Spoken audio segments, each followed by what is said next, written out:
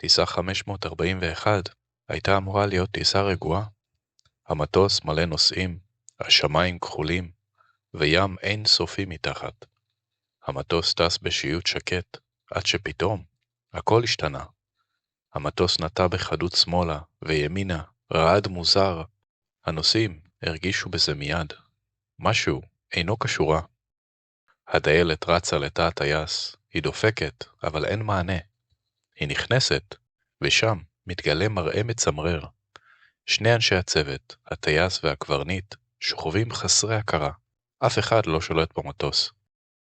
הבשורה מתפשטת בין מושבי הנוסעים כמו אש, פניקה, בכי, תפילות, ואז קם אדם אחד, חליפה שחורה ומהודרת, חיוך רחב, עמידה זקופה של אדם שבטוח בעצמו.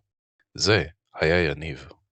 בקול עמוק ונחוש הוא אמר, כולם תירגעו, אני אנחית את המטוס בבטחה, תסמכו עליי. כמה מהנוסעים כבר נרגעו. הביטחון שלו מדבק.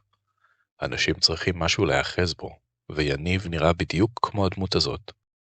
אבל אז קם אדם נוסף. זה היה אליה, כפוף מעט, עם משקפיים, קולו עדין ולא אסרטיבי. אני לא טייס, הוא אמר, אבל אני אעשה הכל כדי שננחת בשלום. שני אנשים, שני סגנונות. הנוסעים מחליטים להצביע מי ינהיג את המצב. הבחירה ברורה, לפחות על פני השטח. הקהל הולך עם הביטחון, עם הקריזמה, עם האיש שנשמע כמו מנהיג. יניב מנצח ברוב ברור.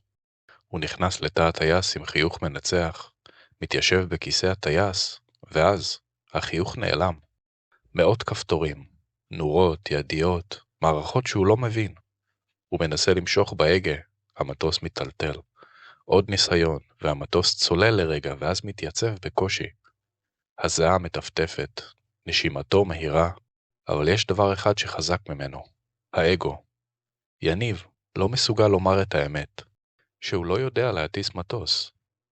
הזמן עבר, המצב מחמיר, הנוסעים צורכים, והמטוס מאבד שליטה.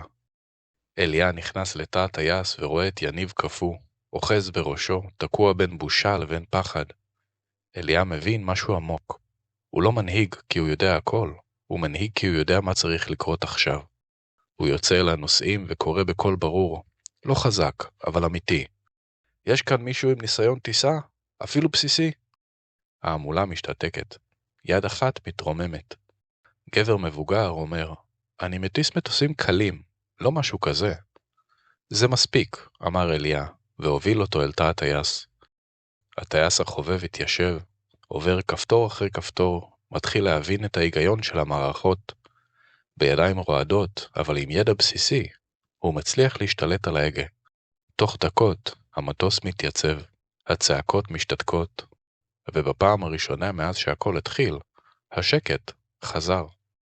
אחרי חצי שעה מתוחה של עבודה מדויקת, מנועים רועמים והנחיות ממגדל הפיקוח, הגלגלים נוגעים במסלול. המטוס נוחת בשלום. הנוסעים מוחאים כפיים. אליה עומד בצד, לא מתגאה, פשוט יודע שהוא עשה את הדבר הנכון.